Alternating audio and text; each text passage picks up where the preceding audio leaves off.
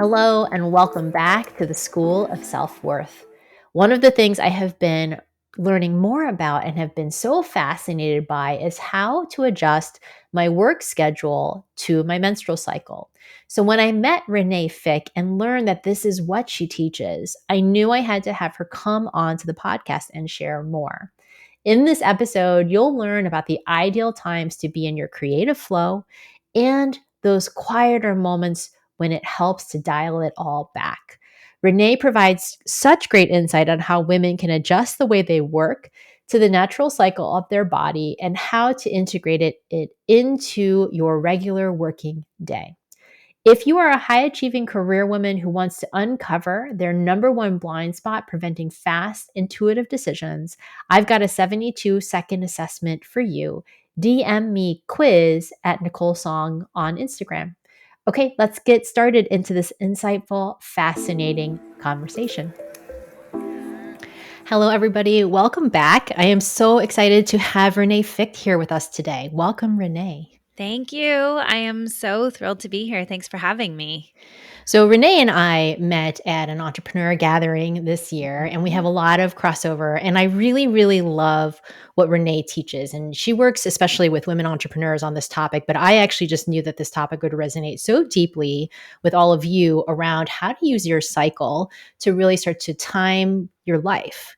And Renae, I would love to hear, before we get into that, because that's what I want to talk about, the meat of it, but I would love to hear first from you how you got into this place in your life where this is actually what you teach and this is what you are passionate about sharing with people. Yeah. So, roughly like 7-8 years ago, my husband was diagnosed with a brain tumor. So, he was playing basketball at work and he fell and he hit his head and he called me and he's like, I don't know what to do. My head still hurts. And I was like, just go to the ER. Like, we had 2 young kids at the time. And I was like, I'll keep the kids tonight. You just go to the hospital, like, go to get it checked out. And they came back and said, well, he doesn't have a bleed, but he does have a tumor. And so it sent us on this whole whirlwind of figuring out, like, I got pregnant that month. So I like found out I was pregnant. I got my dream job at the hospital the children's hospital. And then he found out I had a brain tumor all in the same month. And so we had this very intense year. And out of that intensity really came the question of, is this really how I want to live my life? Is this really where we want to be? And I knew I wanted to be able to be with my kids and be present for them. I didn't want to be stuck going to work every day. I didn't want to be feeling like I was waiting for someday for life to get easier or for someday for when I had money or any of those types of things. I wanted to be able to live life now and also know that I was never guaranteed tomorrow. And so that's when I started out on my entrepreneur journey. My sister was in network marketing at the time. And so I started doing that and very quickly fell in love with actually helping people and like working with people and building my own thing. I think I come from an entrepreneur family, so it was like very much ingrained in my blood to like create and do something. And so I lived off that and thrived off of it, but I was not seeing the success that I really wanted. And so year 2, maybe 3, I was exhausted. I was trading all the things that I really wanted. Instead of being able to have more time with my kids, I was trading the time with my kids to be able to work on my business. And I was trading, the extra literally, I remember being in the hospital, like having a pumping for my kids or my baby and eating and messaging and like trying to work at the same time. And I was like, there was no free time, no gaps, no space, no nothing in my life in that season, and realized I was doing the very thing and sacrificing the very thing that I was desiring to create and wanting. And so I kind of segued out into my own coaching practice, but found that I was still taking those same habits, those same work styles, like the same thing of like hustle and go after it. And if you want to achieve these big goals and dreams, you have to put the work in and you have to sacrifice, like, and all those mantras, right? Like the dreams don't work unless you do. And if you want to achieve your goals, you got to sacrifice the things no one else is willing to sacrifice. Like all of those things that we hear as motivation left me feeling very depleted. And I realized at some point that it wasn't going to be possible. And I actually questioned whether or not doing it and building my dream and my business was actually even going to work. And then somebody told me about cycle syncing with your period. And I was like, I wonder if that'll work. I'm not sure, but I was postpartum at the time. And so I didn't even have a period, Mhm. and just started to kind of notice that I did have these cycles and I did have these rhythms, and that there was times when I felt so moody and so irritable, and I would like yell at my husband and throw things at him and get so full up, and then other times when I felt like I was on top of the world and like I was doing great and I was crushing it as a mom and a wife and all these things, and started to notice the trends. And so I started kind of integrating that into my business and then started sharing it with my clients. And that's when my clients were like, oh my gosh, Renae, more people need to know about this. Like, this is what you need to really be doing. And then that's when I kind of started transitioning and really helping women do that, and like understanding their bodies, learning to accept their bodies, learning to work in a different way, and be okay with that. Be okay with doing it a different way. Thank you for sharing that. Yeah. I loved what you shared about how when you transition from all these different kinds of work and jobs and then noticing you still had those same habits, because I think that is just Mhm. true of everyone. It's like, we get into different ways. You're like, oh, if I only had this kind of life or Yeah. this kind of job, all of a sudden that would solve all my problems. But that doesn't solve any problems because you're the person who's still doing all of those things. Yes. Yeah. Yes. Yeah, and I think, I mean, environment definitely makes a difference, right? Like if you're working in a Hmm. job in a culture or somewhere that like thrives on a certain type of energy or culture, that's going to be different if you go somewhere else. But generally, yeah, like you are the same person, and how you show up and like what you think is important, even just the way you describe productivity, like what you think is productive. And for me, I am a recovering achiever. Like I like to do big things. Like I like to go after Hmm. big things. Like in college, you're in Seattle, right? Yes. Okay, so I went to Seattle Pacific University, and I remember I like took a full caseload. I was working an on-campus job like as a part of one of their things, and I was working at Red Robin. I was working, like so between all of the things I was doing in college, I'm like, "Oh my gosh, what was I Mhm. doing?" But now I even look at like my life over time. It's like I've always been that way. I'm always the person that took on everything. And so to rest, to stop, to not do anything, to meditate, to do all these other things that like people say are good is almost like the antithesis, right? To what feels like me. But it's something I've learned that I need. I need that spaciousness. I need that slowing down. I need that recharge in order to be able to perform my best and to do my best. And so we can have both. We can have the crush everything and do everything, and then also have the rest, and that there's no guilt attached to either one.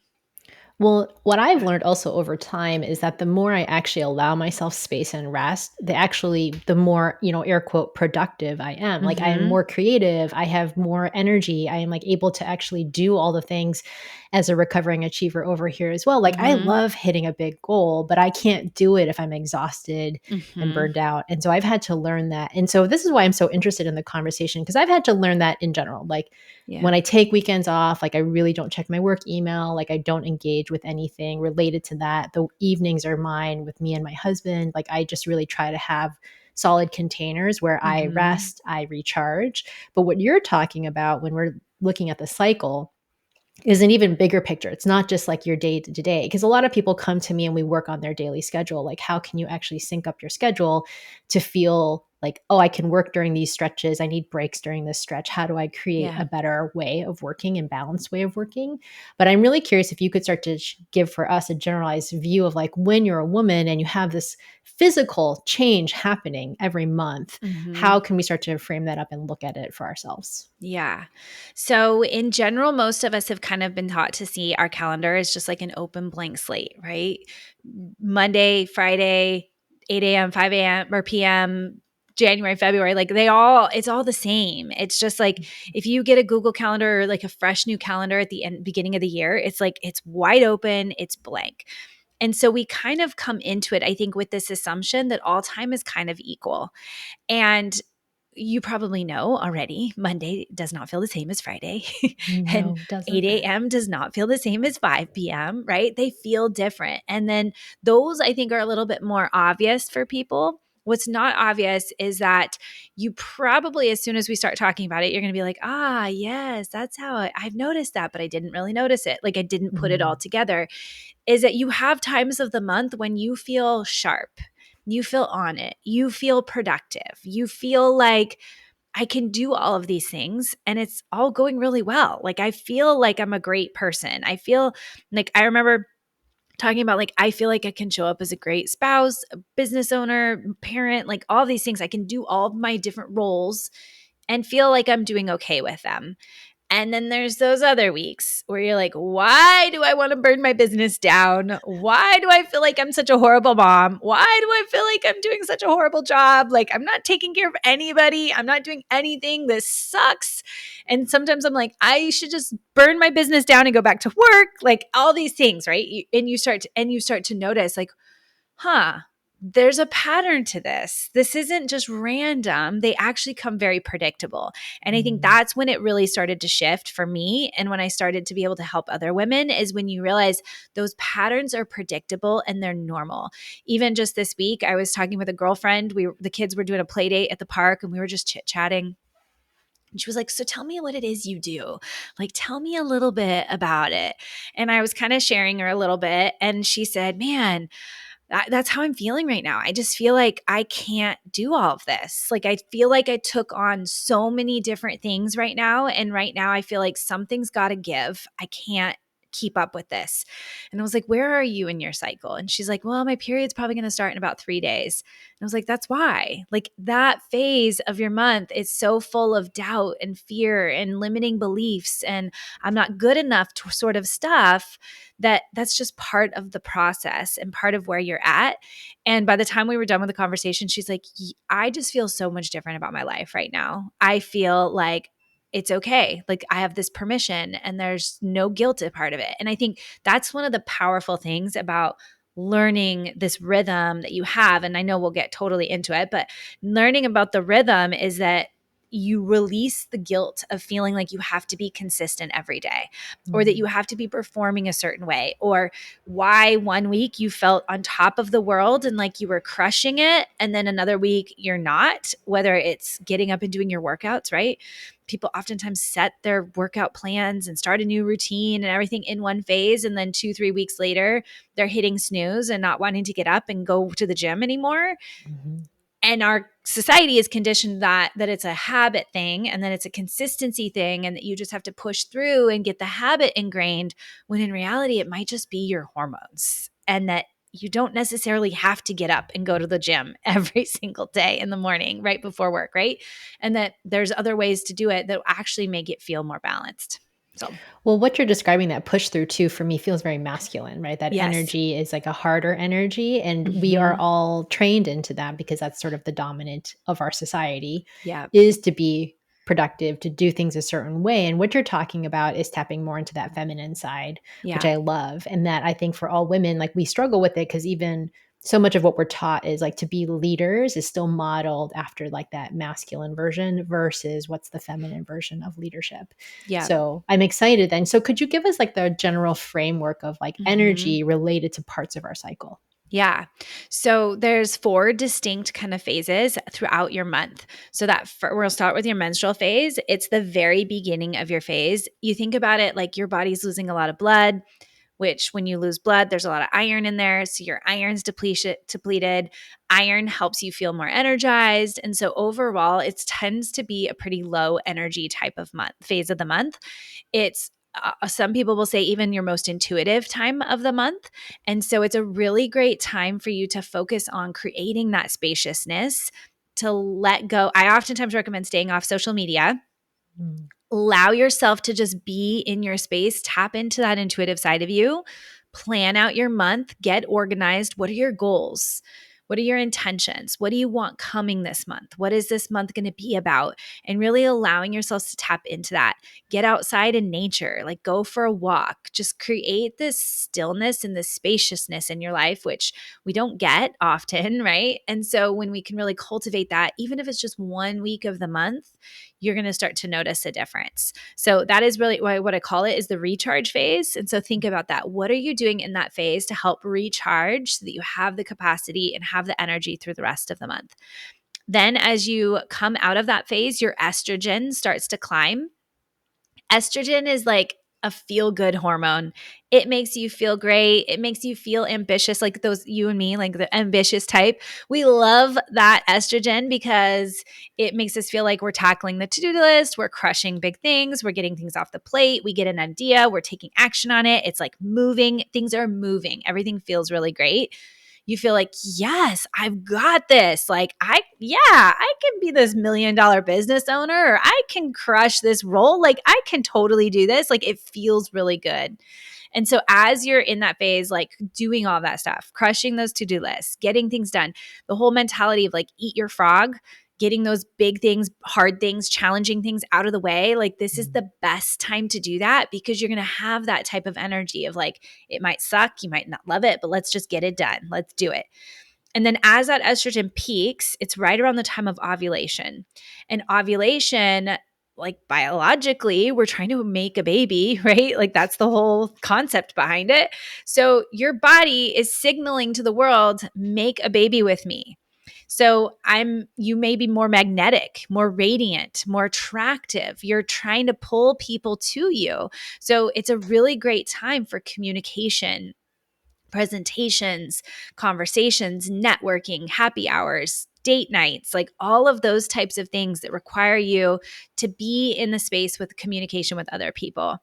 And then as that estrogen dips off, then progesterone kicks up. So as progesterone kicks up, progesterone definitely has a little bit more mood and has a little bit more emotion to it and can feel a little bit heavier. That's when those limiting beliefs and those fears and those doubts and those things come in and make us kind of question everything. But there's a really great asset to that, right? If you are in business, it allows you to be able to write and be able to resonate and empathize with where your audience and your clients are at far better than any other time of the month. It also allows you to tap into what's actually happening for you, what is going on for you that oftentimes we don't always pay attention to, right? We just kind of keep going in the hustle and the bustle of every day that then eventually we get down the road and we're totally burnt out. And it's like, well, if I had stopped, you know, 5 months ago and actually paid attention to what was happening in my body, I would have realized I was needing to make some shifts. I was needing to let go of some things or make some pivots. But it's also a really great time for your like dot your T's, cross your I's, very organizational, very admin related. So it's a lot of back end type of stuff. When we look at the two, kind of like the whole month as a whole, this phase, which is your luteal phase, and I call it the reflect phase, can like reflect on things. That phase and your menstrual recharge phase, those two phases are kind of like the inner part of your month. They're the times of your month for you to like kind of come back to yourself and turn back inward. Whereas that follicular and ovulatory phases, which I call the accelerate and the connect phase, those two are very much about outward energy. So it's like in the month, you have this outward energy and this inner energy, and that we need the balance of both. We need the balance of all four of those different phases. And that's what makes us feel like we're more productive. It makes us feel like we're more balanced. It feels like we're whole. We feel like we're showing up for our family and also having time and space for ourselves, and a little bit of all of those pieces rolled up into one. Amazing, Renee. Thank you for Yeah. sharing that. That's so helpful to actually think of it that way. Like, I think the energy piece in particular is probably what most of us know, like that moody Mhm. energy piece, like you're saying in the luteal phase. And then also, like, when you have your period and you're kind of like, I really just want to shut myself off from the world Yeah. and do Yeah. nothing. Yeah. So, how do you start to look at your calendar then? So, like, do you literally, like, okay, this is my period. And like, now I'm going to look at the calendar and then I figure out how to schedule things? Because a lot of the women listening, they're not entrepreneurs, Mhm. so they may not have as much freedom in terms of like how does their schedule look. But how do you think of it then for just an ordinary day? Like, okay, what phase I'm in? How do I start to Mhm. really address what's happening in my life? Like, do you just try to not schedule crazy things during your period, or like what is the best way to start to approach it? Yeah. Well, number one, I would say tracking your period because I'm Hmm. surprised at how many women are not even doing that. So, Hmm. tracking and knowing when your period's coming, but also tracking ovulation. So, ovulation usually happens about midway through that month, right? And when ovulation happens, it gives you a good signal of like what's actually happening through the whole rest of the month. So, Mm. There's all kinds of things that are considered normal. There's considered things that are abnormal. But what I've found is that a lot of women don't even realize they're not ovulating and that there's other hormonal pieces and things going on in the background. So whether or not you're using this just straight for productivity purposes or allowing yourself to be a really better advocate for your health and Mhm. understanding what's going on inside your body and what's happening. Like as a woman, every time we go to the doctor, they always ask, when was your last menstrual period? And for a lot of women, they may not even really realize, or it's like, oh, it's a vague recollection of like, oh, it was a while ago. I don't know, 3 weeks ago, maybe. But how much different would it be if you went to the doctor and you're like, this is my period. This is when I ovulated. This is how normal it is. This is how regular it is. This is what's happening. This is the symptoms I notice, like getting massive mood swings or I'm not, and I'm not ovulating, all of those types of things. So I would highly recommend that, one, for productivity, but two, just for health. So tracking your period and ovulation. For me, I have gotten to the place where I will track those two things in a separate app just so Mm. that I have it. And it's like, this is where all of that data is at. But then in terms of actual using it in my day, it has its own Google Calendar. So if you go into my Google, there's one that says cycles and phases, and it has all of them in there so that when I am even looking at my phone and I'm scheduling an event and somebody's like, hey, you want to go out for happy hour on this day? And I look and it's like in my reflect phase, in that luteal phase, when I know I'm going to be like super moody and irritable, and I'm an introvert. So as an introvert, I need that phase. Like that phase, if I'm having to push myself out and like do things outward energy in that luteal phase, it's a lot of work for me. And so if I'm sitting there like as an introvert, seeing somebody ask me about doing something in a happy hour in that luteal phase, I'm like, can we reschedule that? Can we do it like a week later? Versus trying to make myself really force myself to do it. So it's on my calendar all of the time. I know that if I have flexibility in my schedule, I can adjust and accommodate to that, but there's going to be times I can't, right? Even as an entrepreneur, there's times where I'm going to have to show up. Like right now, I'm not in my prime time to be recording a podcast, but it was the way the cycle went. And I've been coming off of summer and having so much time off during summer. I'm pushing harder this month, regardless of where I'm at in my phase, right? And Mm. so there's some element of that when we look at the calendar and know, like, okay, this is out of alignment. I'm going to have to push hard this day or this week, and it's not in the right phase. So, what am I doing outside of that to really make sure I'm honoring where my body's at? Last night, I took a bubble bath. If you were like people that were following me on social media, saw that yesterday morning I got up and I did a breath work session. I wasn't feeling super great. So, I went and spent some time in the hot tub. And then I went for a bicycle ride. And then I did a bath yesterday. Like, I literally stocked myself up yesterday knowing that today I was going to have to push hard a little bit. And so it's Mm. kind of looking at where in our life can we allow for that? Can we, maybe order pickup and not make food in certain phases of the month? Or maybe we schedule around so that, I don't know, like, no, we're not doing the laundry, or we're scheduling somebody to come help clean the house certain phases, or things of that nature to really just lighten our load when we need it. And it may not necessarily be straight up work, right? Some of it we may be able to switch, like even in corporate, like there's things we can switch. I still work 2 days in the week in the hospital. And so I'll go in and I know that I work better in the morning than I do in the afternoon. It's part of my circadian rhythm and just like how I function. So I will push hard and see as many patients as I can in the morning and then allow myself for more charting and catch up like paperwork time in the afternoon. And that's part of how I've been able to structure even in my like more 9 to 5 type job setting to allow for where my peak zones are at. So even in a corporate setting, you may not be able to change everything you do around your cycle. I mean, no, none of us really can, like anywhere. Like that would be really hard if you really think about it, because you and I are going to be on different cycles. somebody else is, my assistant's on a different cycle, my family, like everybody's going to be so different. Like there's no world where it's going to like all sync up exactly the perfect way. So we're going to be out of alignment at times. And so it's a matter of how do we support ourselves when we are out of alignment that makes the biggest difference. And then looking at what can I change? What can I shift? Can I shift the way, how much I let myself sleep in? Can I shift my exercise? Can I shift whether or not I order takeout? Like all of those types of things can make such a huge difference. Well, I could see as you were talking about how, so for example, like I think about if you're on your period and you're needing more rest and you're just in that more internal creative space, that when your off hours would look really different. Like you might not go to like the really hardcore workouts. You might be doing Mm-hmm. more of like a restorative yoga practice during that time and just like allowing your body to reset. Yeah. And then once you're kind of out of that phase, you're like, okay, like now's the time I can do like the really high energy, Mm-hmm. more powerful kind of workouts. Like that would just be one example. And then Exactly. right, and then you can try to take it down a little bit, like, "Oh, can I give myself a little bit more space in my meetings during the day when I'm in that phase?" Or just, like, be aware of it so that I'm Yeah. not pushing so hard when I'm feeling really, like, in that inward place. Yeah, for sure. And exercise for me, that is one of the biggest things that makes such a, I can notice the shifts throughout the month when I change my exercise routine. So in those phases when I'm in that like crush it, let's get that hit workout in, heavy weightlifting, let's go hard.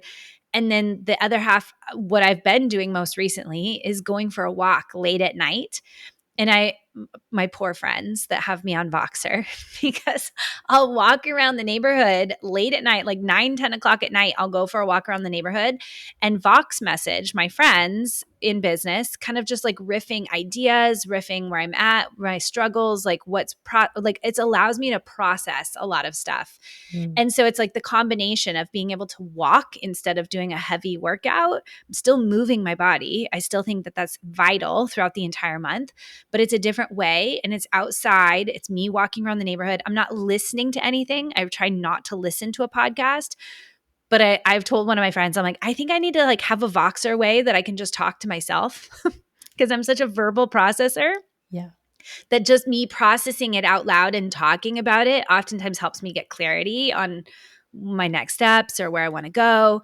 And so unfortunately, my friends on the other end get to listen to my 15. I'll be like, oops, I just maxed out Voxer. Sorry. There was like, because it maxes out at 15 minutes. I'm like, I just left you a 15-minute Voxer and I'm going to start over. Here I go. So it's like a 30-minute Vox message.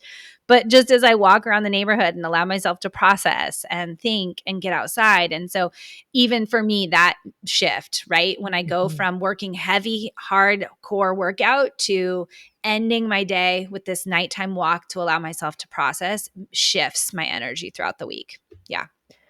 I'm curious, do you find when you teach this to women that it gives them some kind of permission or freedom really around how to start to schedule their energy? Like, what's the impact that you see Yes. for clients and for women? Yes, 100%. Like that is the number one thing that women always tell me is like, I just feel like I gave so much permission to do it the way that I've been feeling, but I just didn't Mhm. know that this was the way I was feeling it, that it was because of my hormones or because of how I am. I thought there was something wrong with me.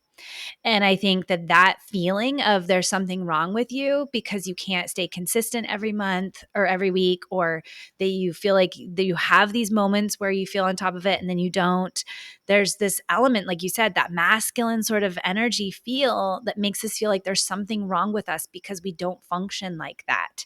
And so when we shift into this place of not something wrong with you, it's just that this is the way you are. And then it becomes, how can I use this as an asset? How can I use this as a superpower rather than I'm doing something wrong? And I think that that is the biggest game changer for most women is when they start to notice it's not that this is a weakness, which I think I do hear that at times. Some women will say, okay, this is great and wonderful. It sounds really great, but it sounds like you're wanting me to make a concession, right? And especially in corporate America, there's so many as a my family has businesses that work with like lots of employees, and the amount of concessions that people ask for from employers about different things, it's getting exhausting for employers. It's hard, like when this person has anxiety and can't work these certain jobs and this one can't do it, and even a friend of mine recently, she got a job at Costco and she's like bruised up and down her arms from moving the boxes at Costco.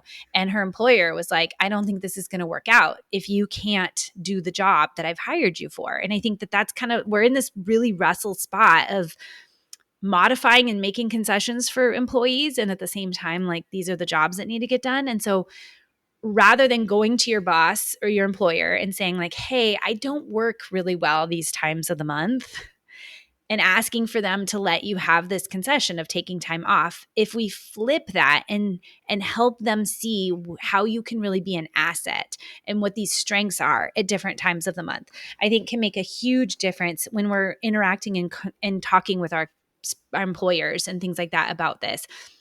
I think it's a whole different shift and it's a whole different dynamic. And so I think as women that are kind of owning this and taking this on, it is something we want to tread lightly and carefully on in the workplace, because I really think it can be a strong asset, but it really is dependent on how we broach it and how we talk about it and how we bring it to the workplace and start to show it as an asset and as a tool, and not necessarily something that we need as a weakness. We need somebody to make concessions for. But it's like, no, how can I lean into my assets so that I perform better for you? But that's a whole nother conversation. I mean, this is a whole other conversation. And I could see in the workplace what you could do is for yourself when you're looking at your schedule and you're trying to figure out the times, like the time you have your period, or it's like a more of an inward phase, you're not going to schedule that many happy hours and social time with people, because then you can just take care of yourself because you know you're going to need longer to recover during that Exactly. period. And then when you're like, oh, I'm busy, like I can put a bunch of things on the calendar. Or if there's like an exception, like you just schedule some down periods for yourself. Because I think in Mhm. general, I'm with you. Like, I always want women to be like, how can I empower myself to Mhm. feel like that I can know what's happening energetically and I know how to serve my family and my business and whatever else I'm doing in my time, and that I get the say and the choice in that. But then when I have a Mhm. lot of energy, like I can put a lot of stuff out there and go for Mhm. it. Mhm. Yeah. Yeah, 100%. And I think what you even talked about too is like, even if you can't change anything at work, Mhm. like I'm sure there's little bits that you might be able to change, even if you don't think so right off the gate. Like if you start asking yourself, like, what could I change? There probably are some. But even if you aren't able to change everything, even if you just looked at like that outside of workspace, what are you doing outside of work to really Mhm. support what phase you're in and how you're showing up so that then you perform better at work? And I think even just that will help boost your productivity and your efficiency and optimize how you perform, because you're making sure that outside of work, you're taking care of where you are in your phases. Yeah. Absolutely. Awesome. And how would you Mhm. suggest women start to track their period? I know there's so many different ways, but like even do you do temperature? Do you do it with, Mhm. the strips? There's so many different ways to do it. Yeah. Yeah. There are so many different ways. So I am all about efficiency and what makes it easiest. So when I was trying to get pregnant, I did do basal body temperature and with a thermometer every night. Now we have tools and things that will do that for you. So the new Apple 8 watch will actually track your temperature for you if you wear it at night. So that is a great way if you already have, the Apple 8 watch that like allows you to do other things. I'm sure the newest one is also probably the same, but doing it so that it's automatic. So like my watch will every so often it'll be like, it looks like you ovulated 3 days ago, which is just great, right? Like you don't have to even think about it. The same, there's like the Aura Ring. The Aura Ring will Mm. track your basal body temperature and stuff like that for you. There's other ones like the Fem Drop. There's so many things that will track your basal body temperature, which is such a great indicator to what's actually happening inside your body. If there's one of the signs or symptoms, that would probably be the number one that I would track, just because it oftentimes is very clear, hey, I've ovulated and this is what's happening based on where the hormones are at. There's tons of other things, like you said, talked about the strips, that can get expensive. So if you're trying to get pregnant, you may be using the strips, but on a normal basis, you probably don't want to use them. There are other signs that your body has, like we have so many. One is like cervical mucus changes. So if you start paying attention, you might notice that your libido might even change. Like I can usually tell when I'm ovulating, even just based on that. Mm. Um, your saliva actually changes like this. So if you have they have like those little microscopes, so you can spit on it and it'll show you whether you're fertile or not fertile. They're a little harder to track what else is happening, but it'll kind of give you that. Your cervix changes height, like so much changes in your body. So if you are really wanting to track really diligently, you could go all out, or you could just start to notice a little bit. But I highly recommend, in terms of like productivity, that you start tracking those things too, right? So you can track your body based things, but also like track, how am I feeling today? Do I feel really focused? Do I feel really moody? Am I feeling really like my brain is scattered and all over the place and I cannot sit and focus?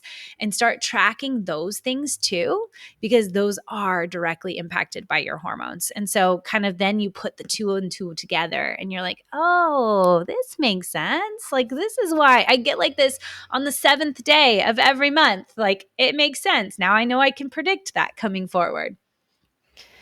This kind of information to me is it's so good and so relevant around like women just also tuning in more to what's Mm-hmm. actually happening physically in your body, because that's something I always want women to do anyway. It's like what's actually going on, and it's like we Mm-hmm. don't learn that. Like in health class, they didn't tell you like your energy shifts when you Yeah. get the ovulation, and then you go into the progesterone. You have no idea. And I think for so many women too, unless you've been actively trying to get pregnant or really focusing on that, and like I've talked about that with our fertility people on the podcast before, but like if you're not doing that, your period is still affecting you constantly if you're Mm-hmm. identifying as a woman and really have all that happening. And I think it's awesome just as a way to say, oh wow, like I can really just claim ownership over this thing my body is doing constantly and Mm-hmm. actually leverage it in a way that works in my life a little bit better. Yeah. I mean, it's kind of like your computer, right? Like, Hmm. before we got on this podcast, you're like, I'm closing out all of these tabs to make sure that my computer is running at the optimum. Because even if you and I are right here recording this podcast, if your computer is doing other things in the background without you even knowing it, it's impacting the way you and I show up and record right now. And so when we think about it like our body, there are things happening in the background all of the time that are impacting the way you show up. And so if you're not paying attention to what those things are and making sure you're either closing the tabs or being aware of what's happening, then they are impacting you regardless if you're paying attention to them or not. It's just a matter of, if you start paying attention to them, then you can lean into them and actually leverage and use them, versus feeling like they're just operating, like the virus. Like the other day, I told my husband, I was like, my computer is going so slow. Like, it is going so slow. And it keeps restarting and it keeps doing all these things. And he went through it and he's like, you've got some weird processor or something or other. And I restarted that and calibrated that. And I was like, now it's running fine. Right. But it's not until something goes haywire that we sit there and take the time to really look at it. So this does help you tune into your body, pay attention, so that we don't have to reach that place of burnout or things going really haywire before you start to pay attention and take notice. So helpful. So Yeah. helpful. I love it, Renee. Well, everything about this has been so awesome. I forgot to share with you, but we do rapid Yeah. fire questions at the end. Are you up Okay. for doing some rapid fire? Of course. I'll do Of it. course. Okay, amazing. Yeah. All right. First, what is on your nightstand? My nightstand. Oh my gosh, my nightstand is covered right now. So I have a book. I think it's The Happiness Project, which I have not started reading. I also have another book that my daughter is so sweet. I found it at, I think, Barnes and Noble one time at like one of their little book things. It's like a mom and me book. And so one page is her, and then the next page is me. And it'll ask like random questions like sushi or ice cream, or pink or purple or whatever. Like, it'll just have like random things, or it's like, if our family was on a road trip, like what roles would we have? So it's just like an interactive way. So occasionally I'll write in it and then I'll leave it on her nightstand, and then she'll write in it and give it back to me. So that is there. And then lately I've been really trying to learn and listen into some cardiac stuff that's been going on in my body. So I've been taking my blood pressure every day. So that is on my nightstand. But yeah, Cool. Thank you so much. yeah. Awesome. And then what is the last thing you watched on TV? Queen Charlotte. Have you? I haven't watched it. Is it good? Oh, I really like it. Yeah. Yeah. It's one of the Bridgerton series Oh, it's like the ones. spinoff. Yeah, it's the Kind of. spin-off one. Yeah. Which I was talking to a friend the other day and I was like, the Bridgerton ones are very sensual and like the Mm. whole thing around their attraction is built on this like sensual attraction, but Queen Charlotte is not. Queen Charlotte's is like an arranged marriage and then watching their love grow Oh, despite their struggles and like anyway, I'm not all the way through it, but I've actually really enjoyed it. that's good to know. I love I Yeah. had a lot of fun with Bridgerton, so I was like, I'll put Queen Charlotte on the list. Yeah. Amazing. And then when was the last time you tried something new and what was it? Try something new. Well, I'm in the process of becoming a breathwork facilitator. So that has been something really new for me. I actually had a very traumatic experience with breath work a few years ago and pushed it off and have not wanted to do it since. And then in the last year, I was a part of a program that involved a lot of breath work. And I was like, Mm. I don't know. I don't know if I can do this. And then leaned into it. And the more I lean into it, the more I realize how much it is a part of me helping my clients like really come back to their bodies and learn to love and accept their bodies. And so it's going to become a pivotal part of my programs going forward. But that whole experience of like learning that, tapping into it, and just going so much deeper into the breath and the feminine and the emotion and the feeling that, yeah, it's been so awesome. That's awesome. So cool. Yeah. Okay, last one. What are the top Yes. 3 emojis you use the most? Top 3 emojis. Probably a thumbs up. I use a thumbs up. I don't know, honestly. I feel like I've gotten a little out of emoji land lately. Mm. But I give a thumbs up a lot. It's like my lazy way of like, I see you, I heard you in the response, and I like give you a thumbs up right back. Um, yeah, that's like really the one that I keep thinking of that I use now. I feel kind of boring. It's all good. You don't have to use lots of emojis. I like emojis. I'm always like, hearts, here, there's something. Yeah. I mean, I feel like sometimes I do, but like I feel it depends on the platform, right? Like in my Mm. emails, it or my social media, it's like it doesn't unless I'm doing it on my phone. If it's not easy for me just to like pop the little button and put the emoji Mhm. in, then you have to like go find the emoji and like pull it in. It's like too much work. So then I tend to I'm all about efficiency, right? So like I tend to skip the emoji. I But love yeah. it. You're a woman after my own heart. I'm also known as very efficient, and I like to be very efficient as well. So that's perfect. I'm like, it's Well, done. Done is better than yeah, yeah. exactly. Done better than perfect. Yes. Well, Renae, you have given us so many gems around, for women in particular who identify as women, around how to work with the cycles of their body. So powerful. And what's the best way for people to reach you? Yeah, I would say the podcast, the Cycle Advantage podcast, is a great place to start. And then my favorite place to hang out is on Instagram. So I think I'm on almost all the platforms, but you probably won't see me hanging out there as often. But Instagram, I will be there. So if you want to come and chat with me over there, send me a DM, like hang out, like that's probably the best place. And over there, it's just my first and last name, Renae Fieck. Awesome. And we'll have all of this in the show Yeah. notes as well. Well, Renae, what a joy to have you on here. Thank you so much for sharing your knowledge. I've always been so curious about working with your cycle. So thank you for the learning and the education you've shared with us today is so great. Yeah. Thanks so much for having me. It was awesome.